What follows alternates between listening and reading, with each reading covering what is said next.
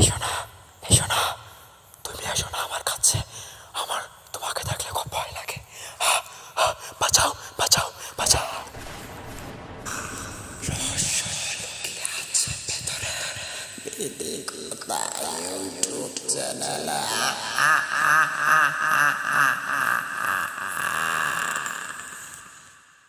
Welcome back, স্বাগত জানাচ্ছি আমাদের ভীতিকথা ইউটিউব চ্যানেলে, যেখানে গ্রাম বাংলার ঘটে যাওয়া ভৌতিক ঘটা, যেগুলো সত্য নির্ভর ঘটনা, সেখানে আপনাদের সবাইকে শুভেচ্ছা ও ভালোবাসা জানাচ্ছি। আমি মুহাম্মদ ইমন ইসলাম আছি আপনাদের সাথে।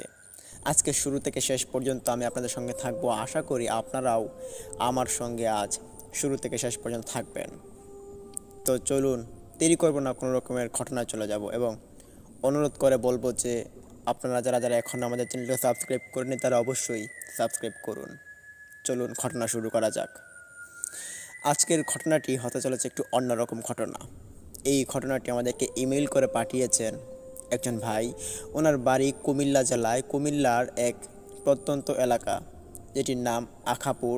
ওই আখাপুর গ্রামে ঘটে যায় এক বিস্ময়কর ঘটনা। এটি অনেক দিন আগের একটি ঘটনা। এটি নতুন কোনো ঘটনা নয়, এটি 2000 সালের দিকে ঘটনা। আর এই ঘটনাটি যার সঙ্গে ঘটেছে তিনিই আমাকে এই ইমেল করে ঘটনাটি পাঠিয়েছেন। ঘটনা শুরু করার আগে একটি কথা এই বিষয়ে বলতে চাইব। ঘটনাটি মূলত আলেয়া জিনকে কেন্দ্র করে এই ঘটনাটির উৎপত্তি। গ্রামাঞ্চলে প্রচলিত রয়েছে আলেয়া সাধারণত রাতে দেখা যায়, বিশেষ করে অন্ধকার বা কুয়াশাচ্ছন্ন রাতে, এবং এটি মৃতদের আত্মা বা কোনো দুষ্ট জিনের সৃষ্টি। অনেকে বলে যদি কেউ এই আলো অনুসরণ করে তবে সে হয়তো কোনো জলাভূমিতে পড়ে যাবে বা রহস্যজনকভাবে নিখোঁজ হয়ে যাবে। এই আলেয়া জিনের বৈজ্ঞানিক ব্যাখ্যা দিতে গেলে বৈজ্ঞানিকরা মনে করেন আলেয়া আসলে ফসফিন PH3 ও মিথেন CH4 গ্যাসের জ্বলা থেকে তৈরি হওয়া আলো। জলাভূমিবদ্ধ জলাশয় বা পচনশীল জায়গায় জৈব পদার্থ পচে গিয়ে ফসফিন ও মিথেন গ্যাস তৈরি করে, যা বাতাসের সংস্পর্শে এসে আগুনের মতো জ্বলে ওঠে, কিন্তু খুব অল্প সময়ের জন্য। দূর থেকে এটি রহস্যময় আলো বা ভাসমান আগুনের মতো মনে হয়, যা আসলে কোনো অতিপ্রাকৃত ঘটনা নয়, যা সাধারণত জলাভূমি, নদীর চর বা জঙ্গলের কাছে দেখা যায়। গ্রামের মানুষের মতে আলেয়া দেখে ভয় না পেয়ে চুপচাপ উল্টো দিকে হাঁটলে বা দাঁড়িয়ে থাকলে বিপদ এড়ানো যায়। হ্যাঁ, শুনছিলেন আলেয়া জিনের কিছু বৈশিষ্ট্য। আলেয়া জিনের সঙ্গে আমাদের মাঝে অনেকের সঙ্গে অনেক রকমের সাক্ষাৎ হয়েছে। কেউ হয়তো বুঝতে পেরেছি, কেউ হয়তো বুঝতে পারিনি। তবে এই আলেয়া জিনটা কিন্তু সচরাচর অনেক মানুষই দেখেছে। চলুন, ইব্রাহিম ভাই যেভাবে ঘটনাটি লিখেছেন আমরা ঠিক সেভাবে ইমেলটি পড়ার চেষ্টা করি। আশা করি ঘটনাটি খুব ভীতিময় একটি ঘটনা। আসসালামু আলাইকুম প্রাণপ্রিয় ভাই ও বোনেরা, আশা করি সবাই অনেক অনেক ভালো আছেন। আজকে আপনাদের মাঝে একটি ইমেল স্টোরি লিখলাম, আর ইমেলটি লেখার কারণ হচ্ছে ঘটনাটি আমার নিজ সঙ্গে ঘটেছে। এটি 2000 সালের দিকের ঘটনা। আমি তখন বিয়ে করেছি। সদ্য বিয়ে করাতে আমাদের বাড়িতে বিশেষ একটি বাড়ি তৈরি করা হয়েছে, যেটা টিন দিয়ে তৈরি করা হয়েছিল। আর টিনের বাড়ির পেছনেই ছিল এক বিশেষ বড় জঙ্গল। এই জঙ্গলে আমার দাদার মুখ থেকে শোনা যে এখানে নাকি জিনের উপস্থিতি আছে। এই জঙ্গলে অনেক মানুষের সঙ্গে অনেক কিছু ঘটনা ঘটে গেছে। এটা আমাদের দাদা আমাদেরকে বলেছিলেন। এটা আমার দাদার মুখ থেকে শুনলেও আমি আরও অনেক মানুষের মুখ থেকেই শুনেছি। তো এই বিষয়টাকে আমি পাত্তা দিতাম না। আমি কি, এমনকি আমাদের যে গ্রামের কিছু সংখ্যক মানুষ ছিল তারা অনেকেই এই ঘটনাটাকে পাত্তা দিত না। এই জঙ্গলের পাশ জুড়ে একটি রাস্তা বয়ে গেছে, যেই রাস্তাটি আমাদের এক অন্য রাস্তার সঙ্গে মিলিত হয়েছে।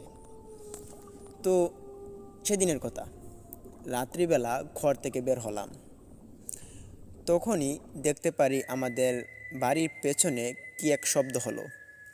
খুব বাজেভাবে মনে হচ্ছিল কেউ একজন মারামারি করছে এবং খুব খুনাখুনি হয়ে যাচ্ছে। এর মধ্যে কিছু বিকট শব্দ আমার কানে ভেসে উঠল। তৎক্ষণাৎ ঘর থেকে বের হয়ে দৌড় দিয়ে ঘরের পেছনে গিয়ে দাঁড়ালাম।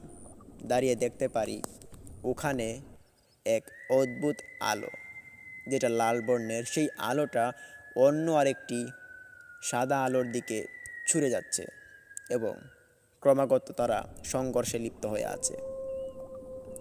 এরকম একটি অবিশ্বাস্য কাহিনী দেখে মাথা আমার একটু চক্কর খেলো। তখন ঘরে চলে আসি। ঘরে এসে চিন্তা করছিলাম এটা আমি কী দেখলাম। কিন্তু ঘরে যে এসে ঘুমাবো তারও কিন্তু কোনো স্বস্তি ছিল না। আমার স্ত্রীকে ঘটনাটা বললাম। তখন সে বলল যে এসব কিছু না, ঘুমিয়ে পড়ো। কিন্তু তার কথা শুনে আমি ঘুমাইনি। আমি আবারও ঘর থেকে বেরিয়ে আসি। ঘর থেকে যেই না আবারও বেরোলাম তখনই শুনতে পারি আবারও সেই আওয়াজটি এবং বিকট শব্দে কেউ কান্নাকাটি করছে, আর কেউ একজন হিংস্রভাবে মনে হচ্ছে আঘাত করার জন্য প্রবণতা সৃষ্টি করছে। এই শব্দ আবারও শুনতে পেয়ে আবারও ঘরের পিছনে গিয়ে দাঁড়াই। তখন দেখতে পারি ওখানে 4-5টা অদ্ভুতময়ী ছায়ামূর্তি উদিত হয়েছে, আর সেগুলো এক একটার মুখে দেখা যাচ্ছে লাল চক্ষুবর্ণ, আর সেগুলোর চুলগুলো বেশ লম্বা লম্বা। এটা দেখে আমি বেশ ভয় পাই। তখনই মনে পড়ে আমার দাদার বলে যাওয়া ঘটনাটা। দাদা বলেছিল এরকম আকৃতির জিনেরা নাকি এখানে বসবাস করে। তো এত বছর পর আমার সঙ্গে এরকম ঘটনা আমাকে দেখা দিল। আমি এটা দেখছিলাম দাঁড়িয়ে দাঁড়িয়ে। হঠাৎই দেখতে পারি তাদের মধ্যে কি এক বিরোধ সৃষ্টি হলো এবং তখনই তারা খুব মারামারিতে লিপ্ত হয়ে পড়ে। শুনতে পারি একজন আওয়াজ করছে, আরেকজন খুব ক্রমাগত তাকে মার চালিয়ে যাচ্ছে। মনে হচ্ছে হাতে কোনো এক আগুনের শিকলের মতো এক ধারালো বস্তু দিয়ে অন্য আরেকজনকে খুব জোরক্রমে মারছে খুব। তো আমি এটা দেখে ওখানে খুব ভয় পাই এবং একটু পিছিয়ে চলে আসি। পিছিয়ে চলে আসে যখন আমি দেখতে পারি আরও কয়েকটা জিনের মতো মানুষ আকৃতির তারা উদিত হয়েছে। তাদের পরনের সবগুলোর ছিল কালো কাপড়। কালো কাপড় পরে এই জঙ্গলটা প্রায় এখন ভরে যাওয়ার মতো অবস্থা। এক এক করে জিন শুধু বাড়তেই চলেছে, বাড়তেই চলেছে। আর আমিও ওখানে দাঁড়িয়েছিলাম ঘরের এক পাশে। সেখান থেকে জঙ্গল খুব একটা বেশি দেখা যায় না, যতটুকু দেখা যায় ততটুকুর মধ্যে আর কি। তো আমি দেখতে পারি তখনও সেই জিনগুলো ক্রমাগতভাবে মারামারি করে যাচ্ছে। আমার দাদার মুখ থেকে আরও শুনেছিলাম যে এই জঙ্গলে নাকি আলেয়া জিনের প্রভাবটা বেশি। এখানে আলিয়া জিনের বসবাস শুরু থেকেই। তো এরকম ঘটনা আমার মনে পড়ছে, আর যা দেখছি তার সঙ্গে খুব হুবহু মিলে যাচ্ছে।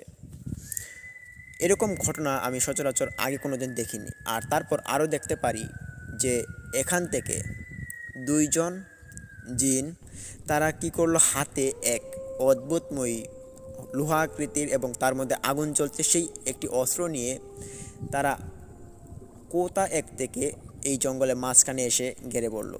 আর ঠিক তখনই এখানে এক অদ্ভুত পাথর রাখা হলো। সেই পাথরের উপর একজন জিনকে এসে বসানো হলো। সে জিনটা দেখতে পেয়ে কান্নাকাটি শুরু করে দিল এরকম অবস্থার সম্মুখীন হয়ে। তাদের ভাষা আমি বুঝতে পারিনি, তবে তাদের সঙ্গে যে কাণ্ডকলাপগুলো ঘটছে সেগুলো আমি অনুধাবন করতে পেরেছি, বুঝতে পেরেছি। দেখতে পারি সেই একটা জিনকে পাথরের উপরে এসে বসানো হয়েছে এবং তার সামনে আরও 2টা জিনকে হাজির করানো হয়েছে এবং সেই জিনগুলোর উপরে ক্রমাগত টর্চার করা হচ্ছে আর তারা চিৎকার করছে। চিৎকার করতে করতে হঠাৎই যেখানে পাথরটাতে জিনটা বসেছিল সেই জিনটা উঠে দাঁড়ায়। উঠে দাঁড়াতেই তার ভেতরে এমন এক আগুনের মতো এক আলো জ্বলে উঠে। সেই আগুনের জ্বলন্ত প্রভাবটির সৃষ্টিতে এমন এক বাতাস সৃষ্টি হয় এই জঙ্গলের ভেতরে, যে বাতাসের প্রভাবে মনে হচ্ছে এখনই সব ঘরবাড়ি উড়ে যাবে। আমি একটি আম গাছের নিকট খুব জোরে শক্ত করে চেপে ধরে দাঁড়িয়েছিলাম আর দেখছিলাম। আরও দেখছিলাম এই জিনটা উঠে এসে আরেকটি জিনকে ক্রমাগতভাবে একটি লোহা আকৃতির লাঠি দ্বারা আঘাত করা শুরু করছে। এরই মধ্যে আরও বেশ কয়েকটা জিন এখানে উল্টো দিক থেকে চলে এসেছে। এটা দক্ষিণ দিক থেকে সাদা কাপড় পরিহিত কয়েকটা জিন দৌড়ে এসেই এই কালো কাপড় পরিহিত জিনগুলোর উপর ক্রমাগত কিছু কথা বলে ফেলল। কথাগুলো আমি বুঝতে পারিনি, অদ্ভুত কণ্ঠস্বরের কথা ছিল। আর কথার মধ্যে এমন এক ভাব ছিল, মনে হচ্ছে তারা খুব রাগান্বিত অবস্থায় কথা বলছে। তৎক্ষণাৎ দেখতে পারি একটি সাদা জিন এসে একটি কালো জিনের গলা চেপে ধরেছে এবং খুব রাগান্বিত অবস্থায় রাগ দেখাচ্ছে। তার পরপরই দু একটা কালো জিন এই সাদা জিনের উপর গিয়ে অ্যাটাক করে। ঠিক তখনই দেখতে পারি সেই সাদা জিনওয়ালা পোশাক আকৃতির যে সাদা জিনগুলো ছিল, তাদের চুলগুলো ছিল সাদা এবং কালো জিনগুলোর চুলগুলো ছিল কালো। তারা সবাই মিলে একে অপরের সঙ্গে মারামারিতে লিপ্ত হয়ে পড়ে। এতটা মারামারি যা কখনো মানুষের মধ্যেও হয়নি। এক একটা মারামারির প্রভাবে এক একটা জিন তারা খুব জোর কম চিৎকার দিয়ে উঠছে। চিৎকারের আওয়াজটুকু আমার কানে এতটুকুভাবে পৌঁছালো যা আমার কানে সহ্য করার মতো ছিল না। এর পরবর্তীতে আমি দেখতে পারি আরও যে সাদা জিনগুলো ছিল তারা একে অপরকে কালো জিনগুলোকে হত্যা করে ফেলছে এবং এক একটা কালো জিনগুলোকে দেখতে পারি মাটিতে লুটিয়ে পড়তে থাকা অবস্থায়। এক একটা জিন মাটিতে লুটিয়ে পড়ছে আর দেখতে পারি তার সঙ্গে এক একটা জিন খুব জোরে জোরে কান্না করছে। সেদিন পূর্ণিমার রাত ছিল, যাদের আলোতে খুব স্পষ্টভাবে দেখা যাচ্ছিল সেই সব কাণ্ড কাহিনী। দাদার মুখ থেকে শুনেছিলাম আরও যে এগুলো নাকি পূর্ণিমার রাতের বেলা বেশি উদিত হয়ে থাকে। তো রাত যতই গভীর হচ্ছে ততই আমি দেখছিলাম যে তাদের মারামারি জঙ্গলের একটু আবছা আবছা আলোতে সেই মারামারিটাকে খুব স্পষ্টভাবে দেখা যাচ্ছে। হঠাৎই দেখতে পারি কালো জিন অনেক কমে গিয়েছে, তাদের মধ্যে হয়তো আর 7-8 জন বাকি, আর সবাই মাটিতে লুটালুটি করছে। আর সাদা জিনগুলোর একটারও কিছু হয়নি। তখন সাদা জিনগুলো খুব ক্রমাগত রুগ্ধভাবে তারা কালো জিনের দিকে আবারও এগিয়ে আসে এবং এগিয়ে এসে তারা সাদা জিনের উপর কোনো রকমের প্রচেষ্টা চালাতে পারে না। আর সাদা জিনগুলো কালো জিনের উপর খুব বাজে রকমের হুমকি দিচ্ছে অদ্ভুতময়ী এক ভাষায়। তখন কালো পোশাক পরা জিনগুলো তারা তাদের সাথে হাতে থাকা যে লোহা আকৃতির লাঠিগুলো ছিল, যেগুলোর মধ্যে আগুনের মতো লুক্কা জ্বলছিল, সেই লাঠিগুলো তারা হাতে নিয়ে সাদা জিনের উপর একটা আঘাত করে। সেই সময় সাদা জিন একটা মাটিতে লুটিয়ে পড়ে আর তার সঙ্গে সঙ্গেই সেই সাদা জিনটা আর নাড়াচাড়া করে না। এইটা দেখে ওখানে থাকা যত সাদা জিন ছিল তারা সবাই ক্ষুব্ধ হয়ে সেই 7টা জিনের মধ্যে সব কয়টাকেই তারা মেরে ফেলার পরপরই দেখতে পারি সাদা জিনের মধ্যে এক কান্নার রোল সৃষ্টি হয়ে গেল। এতটা কান্না যতটা কান্না একটা মানুষ মারা গেলে তার জন্য করা হয় তার আত্মীয়স্বজনরা। এই রকম অবস্থা দেখে যতটা না আমার ভয় পাচ্ছিল, তার থেকেও বেশি আমার মনটা খারাপ হয়ে যাচ্ছিল তাদের এই কান্না দেখে লাস্ট পর্যন্ত। তো কান্নাকাটির পর আমি দেখতে পারি যে সাদা জিনওয়ালা যত রকমের পোশাক ছিল এর মধ্যে কয়েকটা ছিল মহিলা এবং কয়েকটা ছিল পুরুষ আকৃতির জিনগুলোর মাথায় দেখতে পেলাম শিংয়ের মতো এক অদ্ভুত ধাতু বিশেষ, আর মহিলাগুলোর মাথা ছিল পুরো এক মানুষেরই মতো। তবে তাদের মুখের আকৃতি যতটুকু চাঁদের আলোতে দেখা গিয়েছিল, তাদের মুখের আকৃতি ছিল বেশ বিস্ময়কর এবং চিকন চিকন, খুব ভয়ঙ্কর দেখতে। তো ওই জিনগুলো সেই পরে থাকা মৃত জিনটাকে সবাই দুজনে কাঁধে করে নেয় এবং এক একজন লাইনের মতো বেঁধে তারা হেঁটে হেঁটে চলে যাচ্ছে সেই দক্ষিণ পাশ দিয়েই, তারা যেদিক দিয়ে আসছিল। চলে যাওয়ার পরপরই দেখতে পারি জঙ্গলটা নিস্তব্ধ হয়ে পড়ে। কি ভাবছেন, ঘটনা কি এখানেই শেষ? না, ঘটনা যে আরও অনেক কিছু ঘটার বাকি। শুনতে থাকুন, অনেক কিছুই বুঝতে পারবেন। তারা চলে যাওয়ার পর দেখতে পারি সেই কালো জিনের যে একটি দল ছিল, তাদের মধ্যে অনেকজন হবে, 20 কি 25 জনের মতো হবে। তারা সবাই সেই জঙ্গলের মধ্যে লুটালুটি করছে। দেখতে পারি কেউ কেউ গাছের সঙ্গে হেলান দিয়ে লুটিয়ে পড়ছে, কেউ কেউ মাটিতে লুটালুটি করছে, আবার কেউ কেউ জঙ্গলের পাশের সেই ছোট্ট পুকুরটার পাশে লুটিয়ে লুটিয়ে পড়ছে।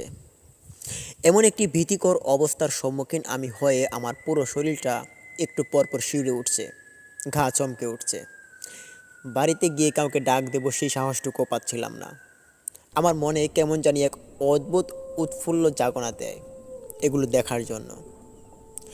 ছোটোবেলা থেকেই বেশ সাহসী ছিলাম আমি, তো যার কারণে এগুলোর সম্মুখীন আমি হতে পেরেছি। তো আমি ভাবলাম এখন আর এখানে দাঁড়িয়ে থেকে আমার লাভ নেই, দাঁড়িয়ে থাকলে কোনো ক্ষতি হতে পারে।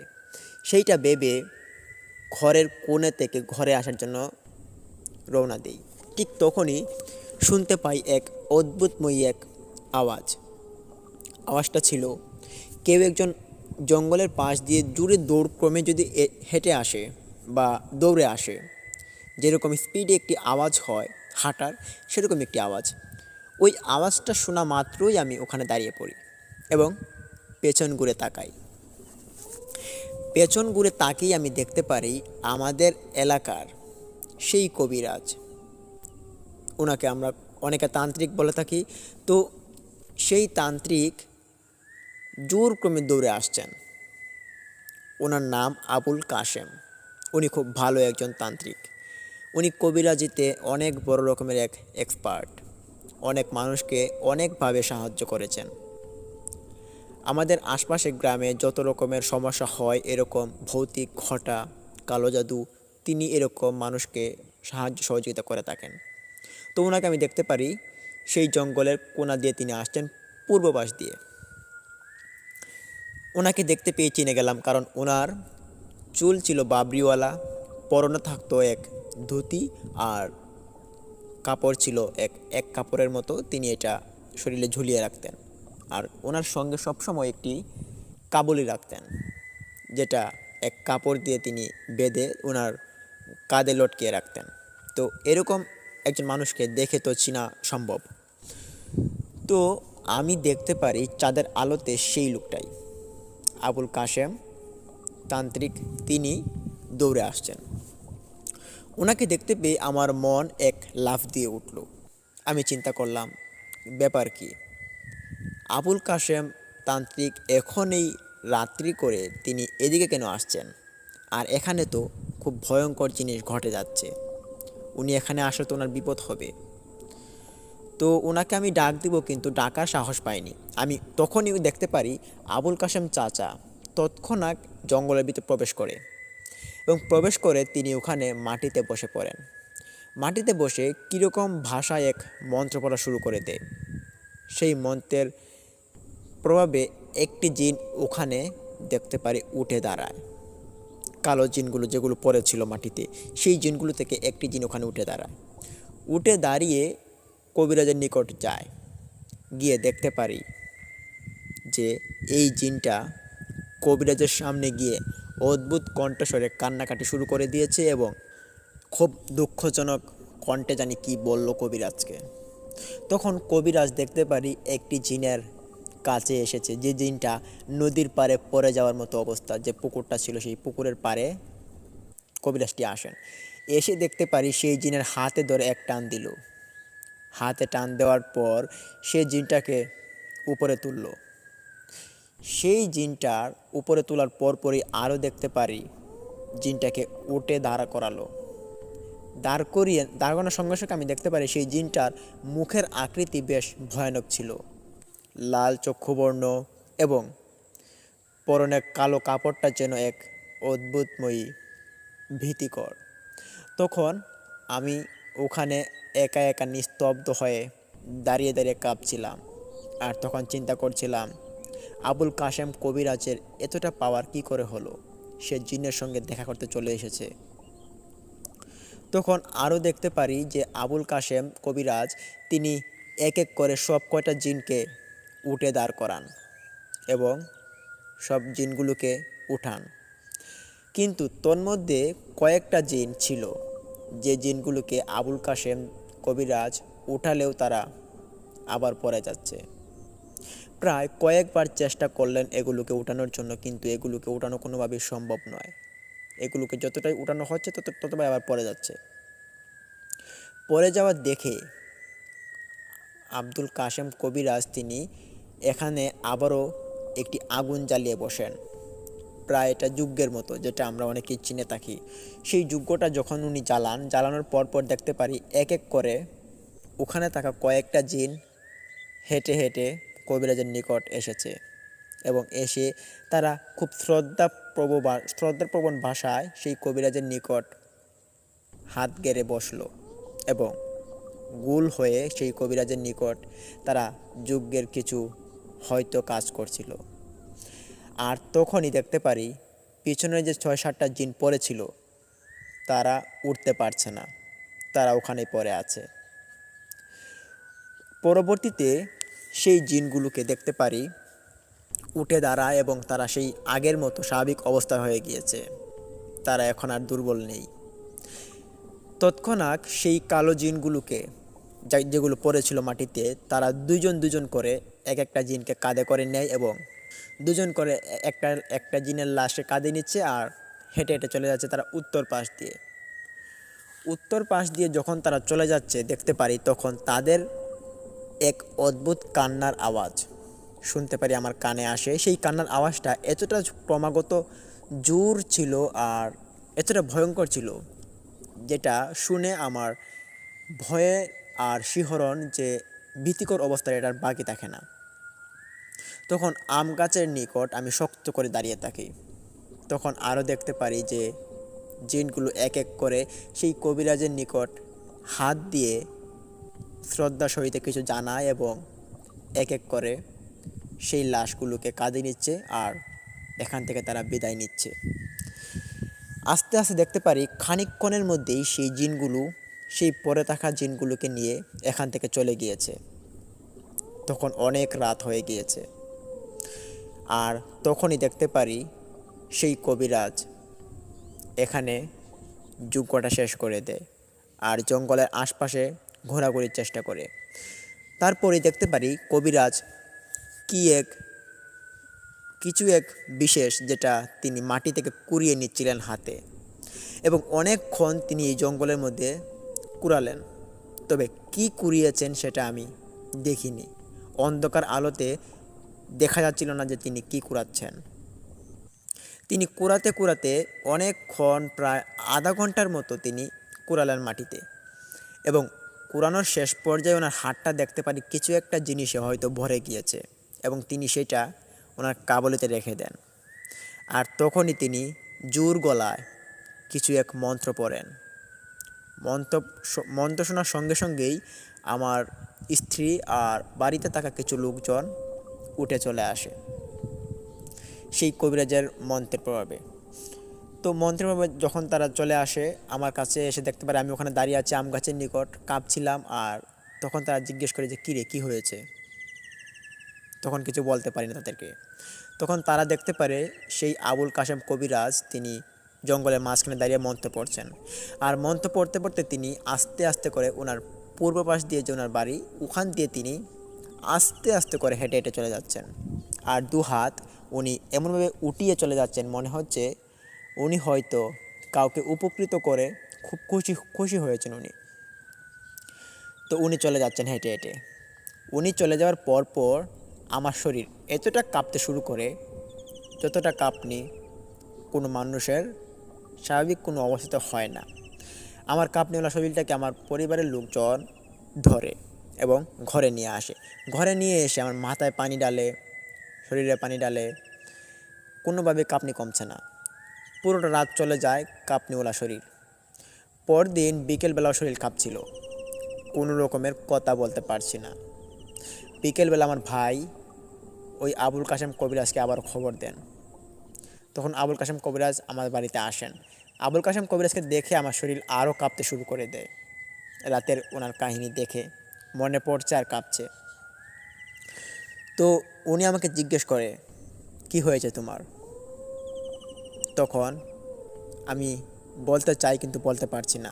তখন আবুল কাশেম চাচা তিনি বলেন যে, আমি বুঝতে পেরেছি তোমার কি হয়েছে, তাক আর বলা লাগবে না, বলার দরকার নেই, আমি তোমার চিকিৎসা করছি।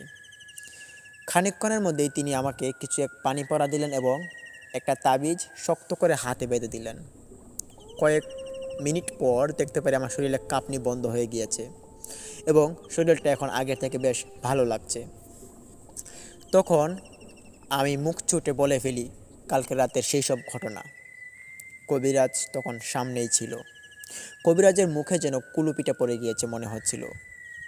তখন কবিরাজ বলেতে বলে না।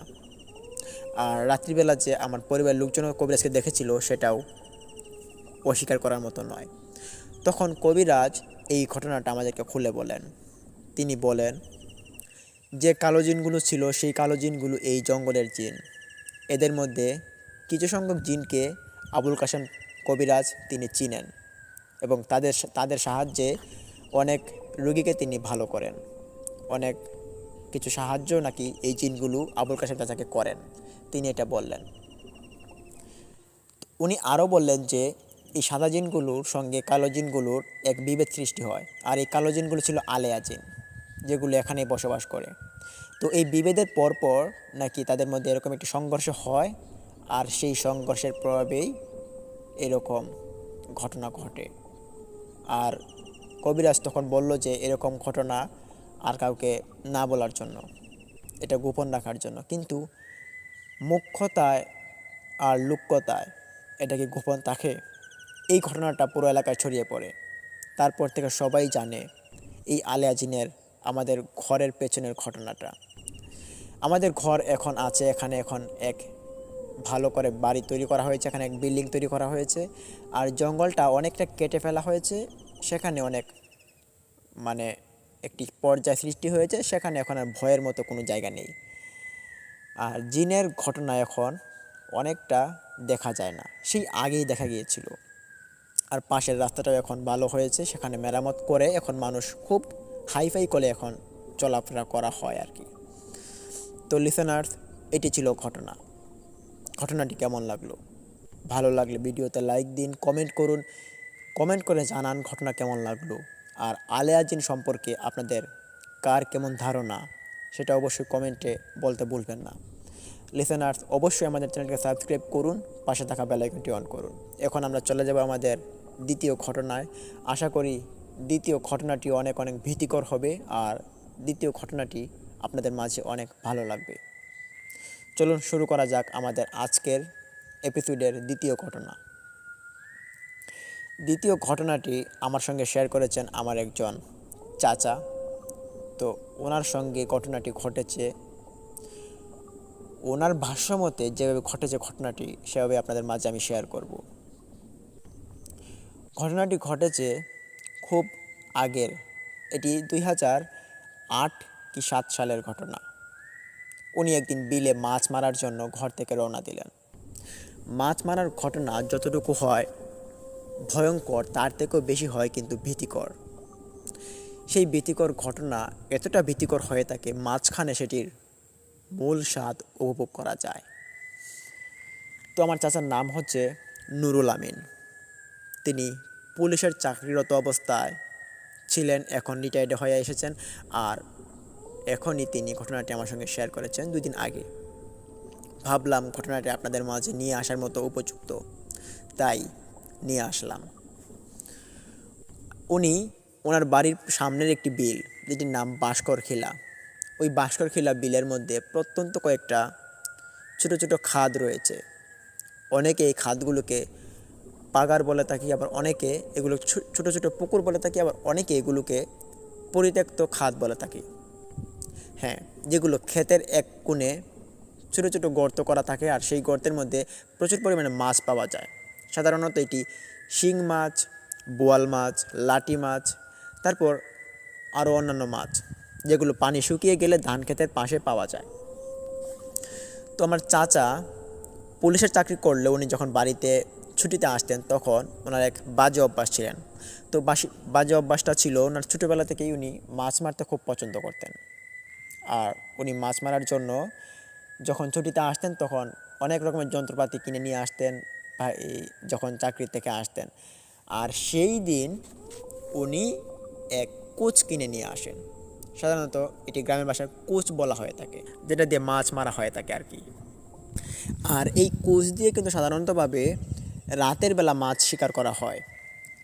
লাইটের আলো আর হাতে একটি কোচ নিয়ে যদি পুকুর পাড়ে বা খাল পাড়ে বিল পাড়ে যাওয়া যায় তাহলে কম পানি, যেখানে আধা ফিটের নিচেও পানি রয়েছে, সেখানে অনেক রকমের মাছ থাকে। রাত্রিবেলা যেগুলো মাছ পাশে চলে আসে কানিতে, তো ওই মাছগুলোকে দেখা যায় লাইটের আলোতে। আর সেই কোচ দিয়ে সেগুলোকে শিকার করা যায় খুব সহজেই। তো আমার চাচা যখন পুলিশের চাকরি থেকে তিনি ছুটিতে আসলেন, আসার পর ওনার এক বন্ধুকে বললেন যে রাত্রিবেলা মাছ মারতে যাব, আমাকে এসে ডাক দিও। তো আমার চাচা সেদিন যেদিন আসছিল রাত্রিবেলা এসে সারাদিন ঘুমায়নি। না ঘুমিয়ে সারাটা দিনেই তিনি ঘোরাঘুরি করেছিলেন এবং ঘোরাঘুরির পর সন্ধ্যার পর ওনার প্রচণ্ড ঘুম পায় আর তিনি সন্ধ্যার পরই ঘুমিয়ে পড়েন। সেদিকে বন্ধুকে বলে দিয়েছিল রাত্রিবেলা মাছ মারতে যাবে। আর রাত্রিবেলা মাছ মারতে যাবে, তখন মাছ মারতে যাওয়ার কথা ছিল রাত 8টা কি 9টার দিকে। তো উনি ঘুমিয়ে পড়েন। ঘুমানোর পর ওনার খেয়াল থাকে না এখন কয়টা বাজে। উনি হঠাৎ শুনতে পারেন ঘরের বাহির থেকে কেউ একজন কড়া নাড়ল এবং তখন ওই শব্দটা তিনি বুঝতে পারেন ওনার বন্ধুর গলার আওয়াজ। নুরুল আমিন, নুরুল আমিন, ওঠো, মাছ মারতে যাবে না, উঠে আসো। তখন চাচা এই বন্ধুর কণ্ঠে আওয়াজটা শুনে বুঝতে পেরে গেছেন যে মাছ মারতে যেতে হবে। উনি লাফ দিয়ে বিছানা থেকে উঠে হাতে সরাসরি কোষটা নেয় এবং লাইটটা নিয়ে তিনি তৎক্ষণাৎ ঘর থেকে বেরিয়ে চলে আসেন। কাউকে আর উঠতে দেয়নি। কেউ যে জানবে সেরকম একটি অবস্থা তিনি রাখেননি। তিনি দৌড় দিয়ে চলে আসেন। ওনার মাছ মারার নেশাটা ছিল খুব প্রবণ। তো উনি যখন কোষটা হাতে নিয়ে লাইটটা নিয়ে বের হলেন তখন দেখতে পারেন ওনার ঘরের সামনে ওনার বন্ধু নেই। ওনার বন্ধু ওনার থেকে প্রায় আরও 20 ফিট সামনে দাঁড়িয়ে আছে আর বলছে যে আমি সামনে থাকি, তুমি পেছনে থাকো, হেঁটে আসো। তখন চাচা বন্ধু হিসেবে যখন তিনি বললেন যে কিরে, তুই তো আমার সঙ্গে থাকিস, আমি ছুটিতে আসলে আমার সঙ্গে থাকিস, তো আজকে এরকম কথা বলছিস কেন? আমার সঙ্গে আয়, একসঙ্গে যাই। বলে যে না, তুই থাক, আমি সামনে থাকি। তো আমার চাচা তিনি সিগারেট খেতেন। ঘর থেকে বের হয়ে তিনি একটা সিগারেট জ্বালালেন। তো সিগারেটের মধ্যে আগুন থাকে, তো সেই আগুনটা দেখেই হয়তো সে ভয় পাচ্ছিল। তো আমার চাচা হাতে কোষটা, হাতে লাইট জ্বালিয়ে আর অন্য হাতে সিগারেট নিয়ে উনি খেতে খেতে যাচ্ছিলেন। আর ওনার 20 ফিট সামনে ওনার বন্ধু ওনার পায়ের তালের সঙ্গে হেঁটে যাচ্ছেন। দূরত্ব কমও হচ্ছে না, বেশি হচ্ছে না, ঠিক একই দূরত্বে তারা দুজন হেঁটে যাচ্ছে বিলের দিকে। তো হাঁটতে হাঁটতে যখন বিলের ওই যে রাস্তাটা ছিল সেই রাস্তাটা পার হবে, সেই রাস্তাটা পার হওয়ার আগ মুহূর্তে ওনার বন্ধু ওনাকে হাতে ইশারা দিয়ে বলল যে নুরুল আমিন, দাঁড়াও, আমি এখানে একটু বসি, কেমন, তুমি এখান থেকে আসবা না। তো আমার চাচা দেখতে পারেন যে সেই ওনার বন্ধুটা রাস্তার এক পাশে গিয়ে বসলো। বসার পর কিছু একটা জিনিস সে করলো, করার পরপরই সে উঠে দাঁড়ালো এবং বলল যে এখন চলে আসো। আর ঠিক তখনই চাচা দেখতে পারেন যে তার কোমরে এক বিশেষ মাছ, যে ধরার পর একটা যন্ত্রতে মাছ রাখা হয়, এটাকে গ্রামের ভাষায় চুকরা বলা হয় তাকে, চুকরা। তারপর এই অনেক মানুষ অনেক কিছু বলে থাকে আর কি, এটাকে একটা বিশেষ। তো এই হাড়ি বিশেষ এটা কোমরে বাঁধা আর হাতে কোচ নিয়ে তিনি এগোচ্ছিলেন। তোমার চাচা বলছিলেন যে তোমার কোচের যে সুইগুলো, মানে যে রডগুলো থাকে আর কি, এগুলো তো ছোটো কেন, দূর থেকে দেখা যাচ্ছে এগুলো খুব ছোটো। তখন সে দূর থেকেই বলছে যে এগুলো তুমি বুঝবে না, এগুলোকে ছোটো করে ফেলেছি, চলো যাই, মিলে যাই। তোমার চাচাও সেই বিষয়টাকে এতটা গুরুত্ব দেননি। তো রাত তো মধ্যরাতেই, আর চাচা মনে করছেন এদিকে হয়তো 9টা বাজে, হয়তো সবাই এখন মাত্র ঘুমিয়েছে। চাচার অনুমান তখন ঠিক এরকম ছিল। তো আমার চাচা হাঁটছিলেন সেইটার পাশে পেছনে পেছনে, হাঁটতে হাঁটতে তারা আস্তে আস্তে করে অনেকটা দূর চলে আসে বিলের সেই প্রান্তে, যেখানে শোনা যেত আগেকার মানুষেরা বলতো যে এখানে অনেক মানুষই নাকি মৃত্যুবরণ করেছে অনেকভাবে। এখানে মধু নামক এক ব্যক্তি, যেটা এই ভাস্করখিলা বিলের পাশেই বাড়ি ছিল, সে এখানে ফাঁসি নিয়ে আত্মহত্যা করেছিল। তার আত্মহত্যাতে এখানে অনেক বড় একটি জোয়ার তৈরি হয়েছিল, সেটি আমাদের এই গ্রামের কেই বা না জানে। তো আমার চাচা যখন ওই গাছের নিকট আসে তখন ওনার শরীর একটা শিউরে উঠে, একটা একটা জ্বালা দিয়ে উঠলো। তখন ওনার বন্ধুকে বললো যে কিরে, তুই এখন দাঁড়াস না কেন, চল এখন একসঙ্গে যাই। তখন ওনার বন্ধু সামনে থেকে দাঁড়িয়ে দেখছিলেন যে ওনার হাতের সিগারেটটা শেষ হয়ে গিয়েছে, তিনি সেটা ফেলে দিয়েছেন। তখন সে দাঁড়ালো, দাঁড়িয়ে বলল, চাচা ঠিক আছে, তাড়াতাড়ি চলে আসো। তখন চাচা বলে যে কিরে, তুই না আমাকে তুই তুই করে বলতি, তো হঠাৎ তুমি তুমি কেন? কারণ কি? বলে যে না, বললে সমস্যা কি, তুমি তুমি করে বললে কি কোনো সমস্যা? বলে যে না, সমস্যা নেই। তো চাচা এই বিষয়টাকেও এতটা গুরুত্ব দেননি, তিনি হাঁটছিলেন ওনার বন্ধুর সঙ্গে। তো ওনার বন্ধুরূপী সেই অবয়বটির সঙ্গে হাঁটছিলেন আর কি। তো হাঁটতে হাঁটতে তিনি যখন বিলের এক প্রান্তে চলে আসে, এখানে একটি খাল বয়ে গিয়েছে, সেই খালের পাশেই যে পরবর্তী স্থানটা রয়েছে সেখানেই কিন্তু বিল অবস্থিত, আর এর উপরে পুরোটা ধান ক্ষেতের একটি আবরণ। উনি যখন খাল পাড় দিয়ে হেঁটে হেঁটে যাচ্ছিলেন খালের মুখ পর্যন্ত, মানে খালের যে শেষ সীমানাটা ছিল সেই সীমানা পর্যন্ত যখন ওনারা পৌঁছায়, তখন ওনার বন্ধু বলল যে দেখ বন্ধু, ওই যে সামনে একটি ছোট গর্ত আছে, মানে এটাকে ছোট একটি পাগার বলে আর কি গ্রাম্য ভাষায়। তো ওই গর্তটাকে হাতের ইশারা দেখালেন এবং বললেন যে সেই গর্তে নাকি অনেক রকমের মাছ উনি কালকে দেখতে পেয়েছেন। এখন ওনারা দুইজন এই গর্তে যাবেন বলে সিদ্ধান্ত নেন ও আমার চাচাকে বলেন যে তাহলে চলো আমরা এই গর্তে যাই। তখন চাচা বলে যে এই গর্তে যেতে হলে তো অনেকটা পানি ভাঙতে হবে, আর এমনিতে রাত্রিবেলা বাড়িতে গিয়ে কি এখন গোসল করবো নাকি? তখন বলে যে না, পানি তো সমস্যা নেই, গোসল করলে সমস্যা কি, চলো না যাই। তখন বলে যে আচ্ছা বেটা, এখন আর গিয়ে কী করব, আর এখন তো রাত্রিবেলা, এদিকে যদি কিছু মাছ পাই তাহলে মারতে মারতে চলে যাবো বাড়িতে, আর এত মাছ মারতে পারবো না, চলে যাই।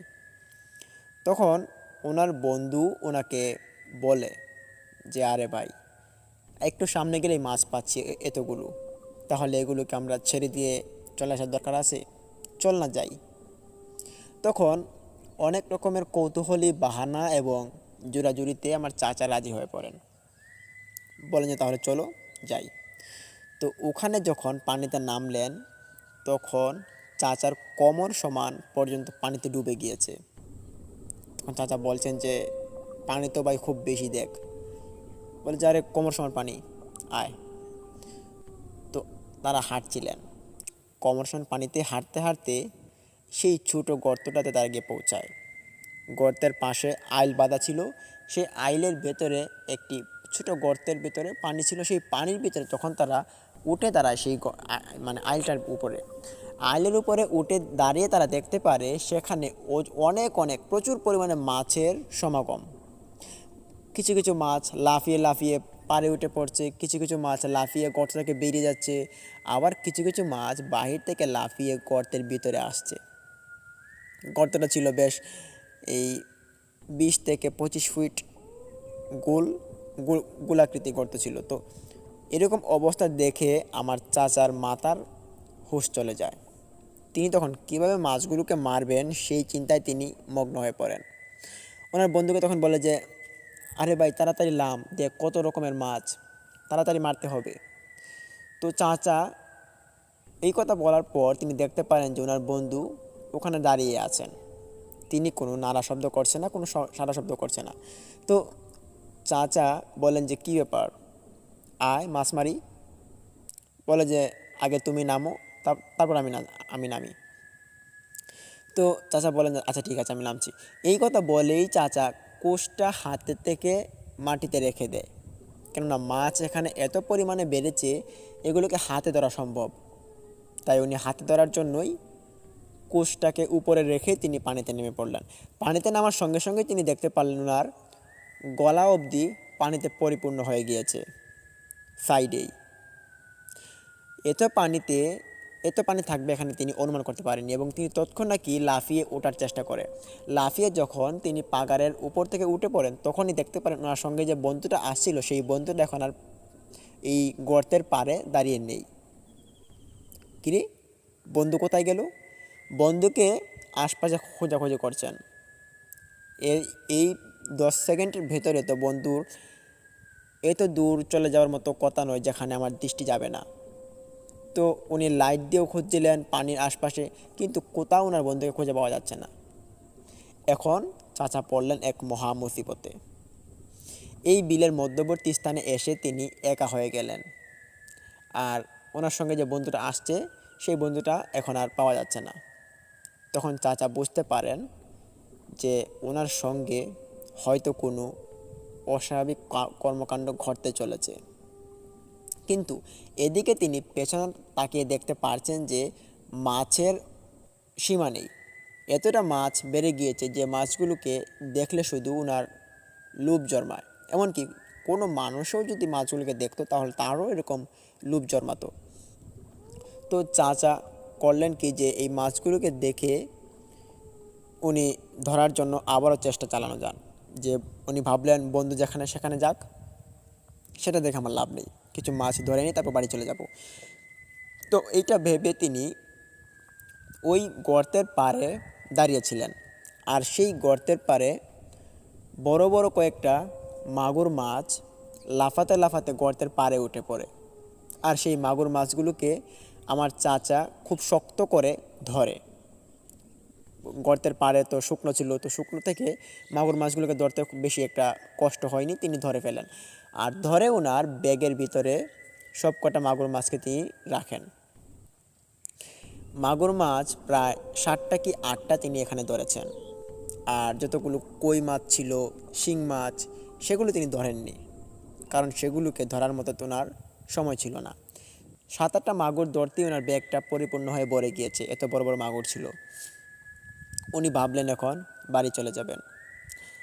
উনি বাড়ি চলে যাওয়ার জন্য ওনার হাতে কোষটা আবারও নেন এবং সেই ব্যাগটাকে ওনার কাঁধে করে ঝুলিয়ে নেন, কেননা ওখানে পানি বেশি ছিল, কমার সময় পানি দিয়ে হেঁটে যেতে হবে। আর সেই মাগুর মাছগুলো এত লাফালাফি করছে ব্যাগের ভিতরে, যেটা উনি সামলানোর মতো ছিল না। তো উনি ওই যে গর্তের পাড় থেকে তিনি নামলেন এবং নামতে নামতে ভাবছেন যে কালকে তিনি ওনার বাড়ি থেকে অনেক মানুষকে নিয়ে আসবেন এবং সেই মাছগুলোকে তিনি মারবেন। এইটা ভাবতে ভাবতে তিনি যখনই সেই গর্ত থেকে নেমে কোমর পানি থেকে তিনি হাঁটা শুরু করলেন বাড়িতে আসার উদ্দেশ্যে, তো তখনই ওনার অনুভূতি হলো ওনার যে ব্যাগের ভেতরে মাছগুলো রাখা হয়েছে সেই মাছগুলো থেকে কীরকম একটি আওয়াজ ভেসে আসছে, এবং সেগুলো কোনো রকমের কথা ছিল। কথাগুলো এমন ছিল যে, নুরুল আমিন দাঁড়াও, নুরুল আমিন যেও না, দাঁড়াও, এখানে দাঁড়াও, তোমার অনেক ভালো হবে, এখানে দাঁড়াও। এরকম শব্দ শুনতে পেয়েই চাচার পুরো শরীর সেই কোমর পানিতে থেকেই থরথর করে কাঁপতে শুরু করে দেয়। আর ঠিক তখনই গর্ত থেকে বেশি দূরে না যাওয়াতে তিনি গর্তে আবার লাফিয়ে উঠে পড়েন এবং কাঁধে থেকে সেই মাছের ব্যাগটাকে তিনি রেখে দেন মাটিতে, এবং ব্যাগটা তিনি খুলে দেখার চেষ্টা করছিলেন যে ব্যাগের ভিতরে কি অন্য কোনো অস্বাভাবিক জিনিস কি তিনি নিয়েছেন কিনা। দেখতে পাচ্ছেন যে না, তো ব্যাগের ভিতরে কোনো অস্বাভাবিক জিনিস নেই, তবে এখানে 7টা কি 8টা মাগুর মাছ এখানে অবস্থিত আছে, আর কিছুই নেই। তখন চাচা ওনার মনের ভুল ভাবলেন এবং ঠিক তখনও ওনার বন্ধুটাকে খোঁজার চেষ্টা করেন, কিন্তু বন্ধুকে আর খুঁজে পাওয়া যাচ্ছে না। সেই গর্তের মধ্যে লাইট দিয়ে দেখছেন, কিন্তু গর্তের মধ্যেও ওনার বন্ধুকে আর পাওয়া যাচ্ছে না। তখন ভাবলেন হয়তো এটা কোনো বন্ধু নয়, অন্য কিছু হবে। তিনি এইটা ভেবে তৎক্ষণাৎ আবারও পানিতে নেমে পড়লেন এবং পানিতে নেমে হাঁটা শুরু করেন। উনি তখন কোনো রকমের সংকোচ এবং কে ডাকলো কে না ডাকলো সেইটা আর না ভেবেই তিনি হাঁটা শুরু করে দেন। যদিও উনি শুনতে পেরেছেন যে ওনাকে আবারও সেই আগের মতো কেউ একজন ফিস ফিস করে ডাকছে, তিনি এটাকে আর পাত্তা দেননি। পাত্তা না দিয়ে তিনি জোর কমে হাঁটা শুরু করেন। মাগুর মাছের ব্যাগটা ওনার কাঁধে ঝুলানো এবং হাতে কোচ আর এক হাতে লাইট নিয়ে তিনি চলে যাচ্ছেন খুব জোর গতিতে। উনি যখন ওই গর্ত থেকে পানিতে নামেন, পানিতে নেমে তারপর খালের মুখে এসে পৌঁছায়, এখানে বেশ 1.5 কি 2 মিনিটের মতো রাস্তা হেঁটে আসলে উনি খালের মুখে এসে এই ব্যাগটাকে গলা থেকে আবার নামান। তখন গলাতে ওনার দাগ হয়ে গিয়েছে অনেক ওজন থাকার কারণে। আর পাটা ধুয়ে নেন সেই খালের পানিতে। ধোয়ার পর যখন তিনি আবারও ব্যাগটাকে হাতে নেন আবারও বাড়িতে আসার উদ্দেশ্যে, তখনই তিনি শুনতে পান ওনার বন্ধু সেই গর্ত থেকে ডেকে উঠল, নুরুল আমিন, দাঁড়াও, আমাকে নিয়ে যাও। এক ডাকে তিনি আবার দাঁড়িয়ে পড়লেন এবং দাঁড়িয়ে তিনি বলছেন যে, কিরে তুই এখনও এখানে? আয়, বাড়ি যাবি না?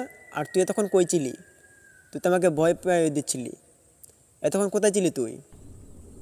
বলে যে, আরে ভাই আমার মাথাটা ঘুরে গিয়েছিল, আমি তো পাশেই পড়েছিলাম, তাড়াতাড়ি আয়, আমাকে নিয়ে যা।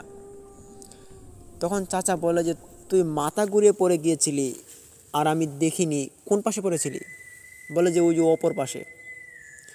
তখন বললো যে, এটা হলে তো হতেও পারে, কেননা আমি তো অন্য পাশে তাকাইনি। তখন চাচা ওনার বন্ধুকে নিয়ে আসার জন্য তিনি আবারও সেই ব্যাগটাকে খালের মুখে রেখেই তিনি রওনা দেন ওই গর্তের দিকে আবারও। তখন এই 1-2 মিনিটের রাস্তা দূরবর্তী স্থানের মধ্যে যতটুকু ডাকাডাকি করে আর কি কথাবার্তা বলা যায়, ঠিক ততটুকু ডাকাডাকি করে তারা কথাবার্তা বলছিলেন।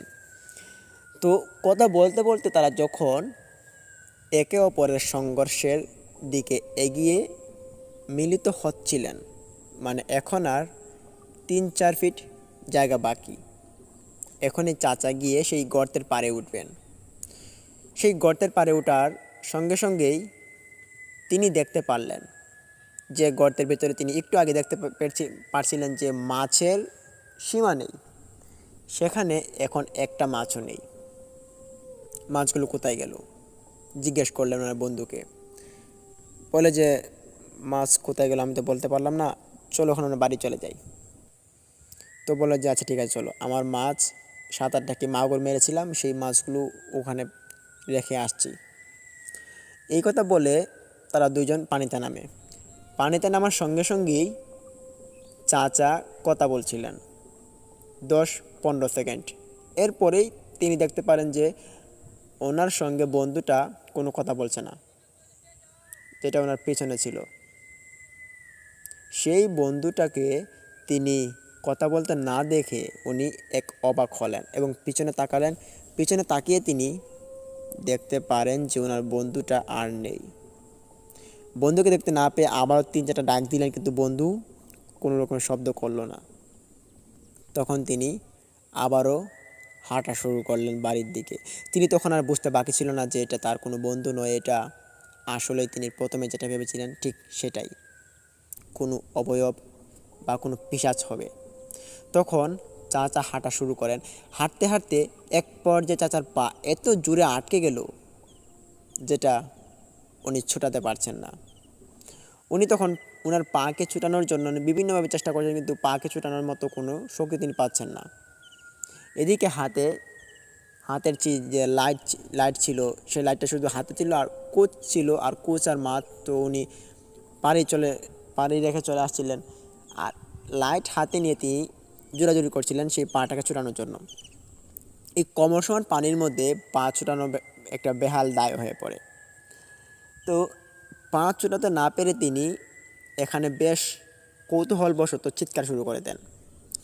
আর ঠিক তখনই দেখতে পারেন যে ওই পাশ থেকে এক লাইটের আলো আসছে, যে লাইটের আলোটা মনে হচ্ছে চাচার দিকে এগিয়ে আসছে, খুব দূর, খুব দূরবর্তী স্থানে।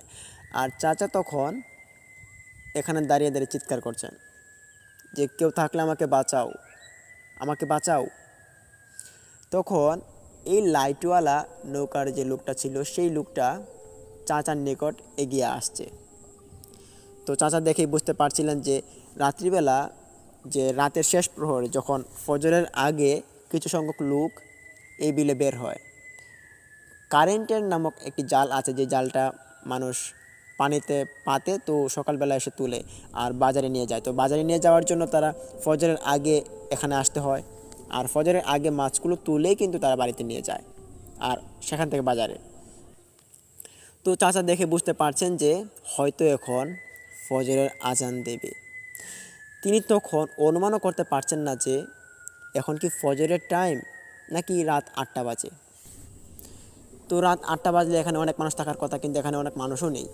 তো চাচা এই লোকটাকে দেখে আরও ক্রমাগত জোরক্রমে চিৎকার করতে থাকেন। আর ঠিক তখনই চাচা দেখতে পারেন যে ওনার কমর সমান পানি থেকে ওনার পুরো শরীরটা গলা অবধি ডুবে গিয়েছে পানির নিচে। এখন শুধু মুখ আর নাকটুকু ভেসে আছে। এখন মনে হয় সব কিছু শেষ, উনি হয়তো আর বাঁচবেন না, ওনার এমন একটি অনুভূতি ফিল হলো। ঠিক তখনই ফজরের আজান পড়ল, উনি শুনতে পান নিজ কানে।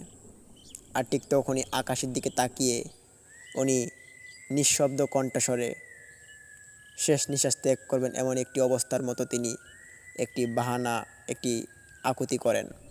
আর ঠিক তখনই উনি অনুভূতি করতে পারেন যে ওনার তলা থেকে যে টান দিয়েছিল যে লোকটা আর কি, যে যে শক্তিটা ওনাকে টান দিয়েছিল, অদৃশ্য শক্তিটা, সেই টানটুকু এখন আর নেই, এটা এখন চলে গিয়েছে। এখন মনে হচ্ছে যদি পাটাকে উঠানোর চেষ্টা করা যায় তাহলে পাটা এখন উঠে আসবে, কিন্তু কোমর অবধি মাটির নিচে চলে গিয়েছে, মানে এটা লুদ নরম মাটি, সেই মাটির নিচে চলে গিয়েছে। এখন এখান থেকে তিনি কীভাবে বের করবেন? আর ঠিক তখনই সেই নৌকাওয়ালা লোকটাও চাচার সামনে এসে হাজির। এসে মুখটা দেখেই চিনতে পারলেন যে ওনার এক বন্ধু নুরুল আমিন। দেখতে পেয়ে বললেন যে নুরুল আমিন, তুমি এখানে কেন? তখন তিনি কোনো কথা বলতে পারছেন না। উনি কোনো রকমের আর কথা জিজ্ঞেস না করে নৌকাটাকে ওনার কাছে নেন, এবং ওনার তো শুধু মাথাটা বেরিয়েছিল পানির উপরে, মাথার যে তলার মানে মুখের তলে যে একটা বাস থাকে সেখানে ধরে তিনি টানতে শুরু করলেন, এবং অনেকক্ষণ টানাটানি করার পর ওনাকে তোলা হয়। যদি উনি পুলিশ ছিলেন, ওনার শরীরটা ছিল খুব বিশাল আকৃতির, তো ওনাকে খুব কষ্ট করে সেই লোকটা তোলার পর চাচাকে নৌকাতে বসায়। চাচা নিজের শক্তিতে উঠে কিছুটা ওঠার পর চাচাকে জিজ্ঞেস করে, কী হলো, তুমি এখানে কেন? আর এত রাতে তুমি এখানে ডুবে আছো কেন? ফজরের আজান দিচ্ছে, এত রাত করে কেউ কি মাছ মারতে বের হয়? তখন চাচা কিছু বলতে পারছে না। তখন চাচাকে খাল পাড়ের নিকট নিয়ে এসে ওনাকে নামিয়ে বলে যে কী হয়েছে তোমার সঙ্গে? তখন চাচা সব ঘটনা খুলে বলে। তখন সেই লোকটা বলে, যাক নুরুল আমিন, তুমি খুব জোর বাঁচা বেঁচে গিয়েছো, তোমার একটুর জন্য মৃত্যু হতে পারতো। এই বিলে বছরে বছরে এক দুটা মানুষ এর মৃত্যু হয়ই যে কোনো উপায়ে, আজকে হয়তো তোমার মৃত্যুটা হয়ে যেত। যাক, তুমি আজকে বেঁচে গিয়েছো, আর এত রাত করে মাছ মারতে এসো না। তখন আমার চাচা বলেন, ঠিক আছে, আমার এই ব্যাগের ভিতরে হয়তো মাছ আছে, দেখো 7-8টা মাগুর হবে। তখন সেই লোকটা বলে, কি 7-8টা মাগুর মেরেছো? তখন লোকটা অবিশ্বাস্য মনে হলো, কারণ এই বিলের মধ্যে এখন এরকম মাছ না থাকার কথা।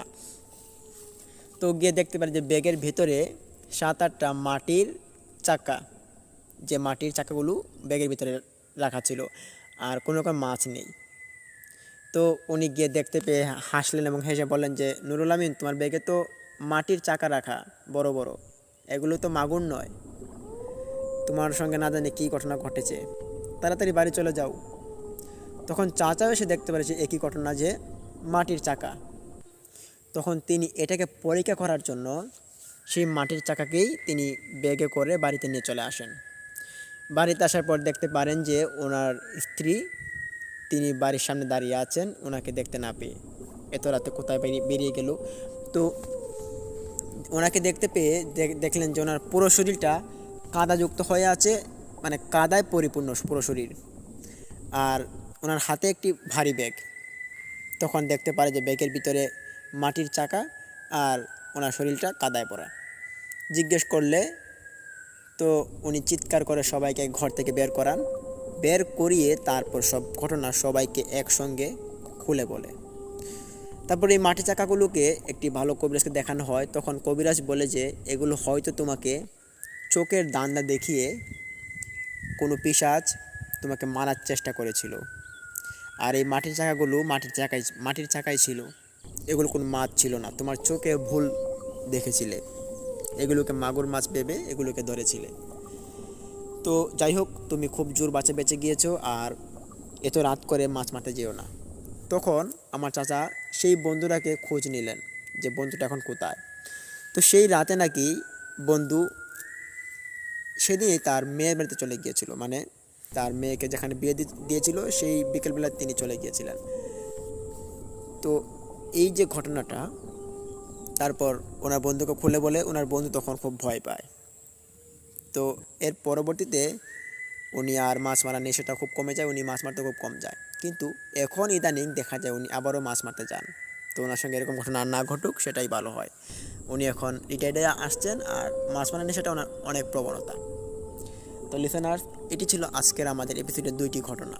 আশা করি 2টি ঘটনা আপনাদের ক্রমান্বয়ে খুব খুব ভালো লেগেছে। আর ভালো লাগলে তো আপনারা অবশ্যই আমাদেরকে কমেন্টে বলবেন। আর ঘটনাগুলো একদম সত্য ঘটনা, আর আমাদের ভীতিগত ইউটিউব চ্যানেলে আমরা সত্য নির্ভর ঘটনাগুলো যেগুলো মানুষের সঙ্গে ঘটে যায় সেই ঘটনাগুলো আপনাদের মাঝে আমরা নিয়ে আসি। আশা করি আপনারা আমাদের সঙ্গে থাকবেন। আর এতক্ষণ যারা যারা আমাদের সঙ্গে ছিলেন তাদের সবাইকে জানাচ্ছি শুভেচ্ছা ও ভালোবাসা আমাদের সঙ্গে এতক্ষণ থাকার জন্য। আর আপনাদের জন্য আমাদের একটু চেষ্টা, আপনাদের সাপোর্ট আর আমাদের প্রচেষ্টা। তাই আমাদের ভিডিওতে অবশ্যই লাইক দিন, কমেন্ট করুন আপনারা কে কোন চ্যানেল থেকে শুনছেন, আর অবশ্যই সাবস্ক্রাইব করতে ভুলবেন না। লিসেনার্স, কালকে একটি নতুন ঘটনা আপনাদের মাঝে নিয়ে আসবো, আর আশা করি কালকের ঘটনা আপনাদের অনেক অনেক ভালো লাগবে। তো এই মুহূর্তে আমি আপনাদের মাঝ থেকে বিদায় নিচ্ছি। তো তখন সবাই ভালো থাকুন, সুস্থ থাকুন। আসসালামু আলাইকুম।